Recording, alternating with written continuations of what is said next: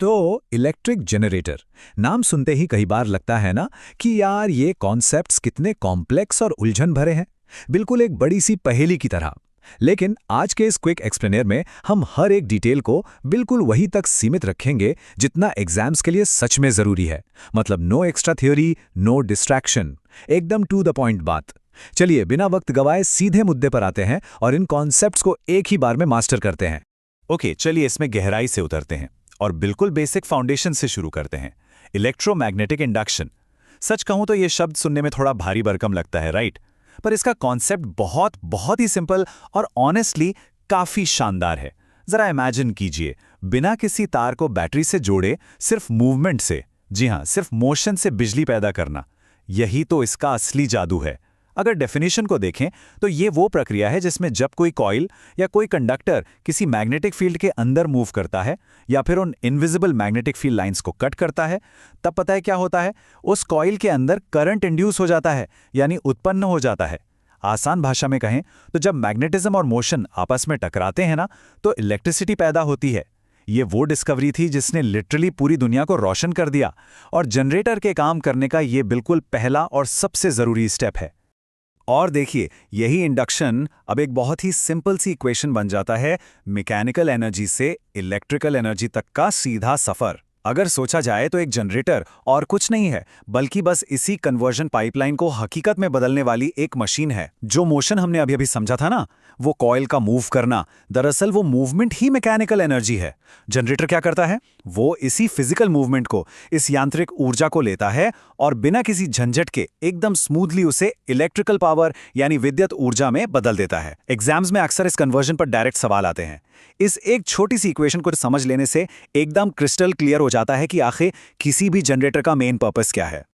अब इस स्लाइड के बारे में जो सबसे दिलचस्प बात है वो ये है कि इस पूरे प्रोसेस की डायरेक्शन को समझने के लिए हमारे पास एक बहुत ही बेहतरीन और फिजिकल ट्रिक है, फ्लेमिंग का राइट हैंड रूल।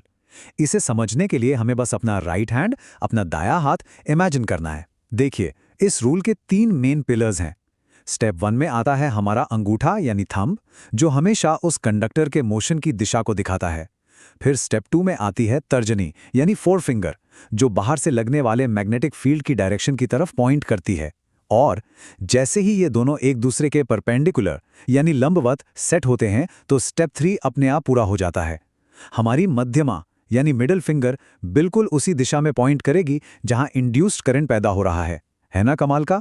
इस स्टेप बाय स्टेप ब्रेकडाउन के बाद डायरेक्शन निकालने वाला कोई भी सवाल कभी भी गलत नहीं हो सकता। तो सबसे क्रूशियल पॉइंट ये है कि इस गोल्डन रूल और इस कोड को हमेशा हमेशा के लिए दिमाग में लॉक कर लिया जाए। राइट हैंड का मतलब जनरेटर और जनरेटर का मतलब इंड्यूस्ड करंट। ये एक ऐसी अचूक ट्रिक है, एक ऐसा निमोनिक है ना, जो एग्जाम के उस भारी प्रेशर में होने वाले सारे कंफ्यूजन को एकदम जड़ से खत्म कर देता है। अक्सर साइंस में ये लेफ्ट हैंड और राइट हैंड रूल्स के बीच बहुत मिक्सअप होता है कि यार मोटर में कौन सा रूल लगेगा और जनरेटर में कौन सा।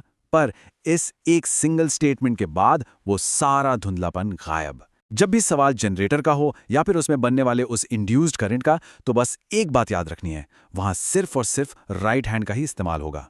ये कोड समझ लीजिए अपने आप में एक पूरा का पूरा फॉर्मूला है।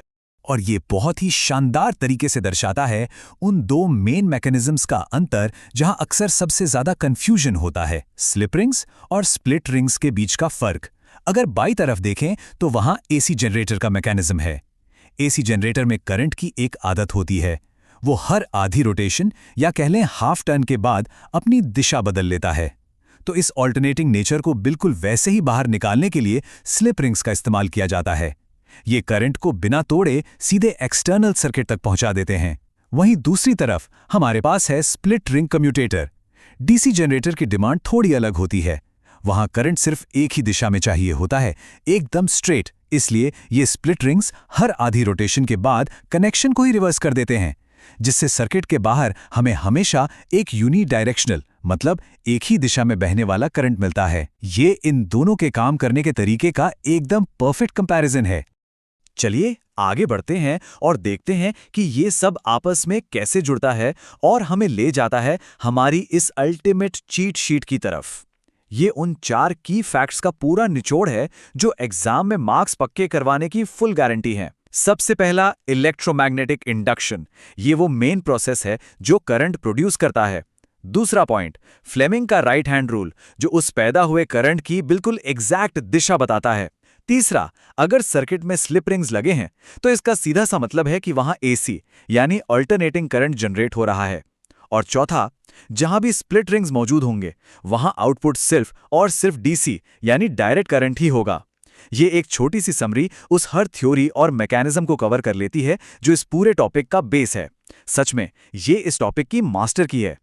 इस पूरे एक्सप्लेनर को समेटते हुए दिमाग में एक बड़ा ही दिलचस्प सवाल आता है, क्या इन 4 पॉइंट्स के बिना जनरेटर का कोई भी क्वेश्चन कभी सच में पूरा हो सकता है? अगर गहराई से सोचें तो जवाब बिल्कुल साफ है, बिल्कुल नहीं। ये कॉन्सेप्ट सिर्फ रटने वाले फैक्ट्स नहीं हैं, बल्कि ये किसी भी सवाल की, किसी भी प्रॉब्लम की पूरी बुनियाद हैं। एक बार इन प्रिंसिपल्स की कोर को पकड़ लिया ना, तो फिर कोई भी कॉम्प्लेक्स सर्किट हो या जनरेटर की वर्किंग, सब कुछ एकदम आसानी से समझ आने लगता है।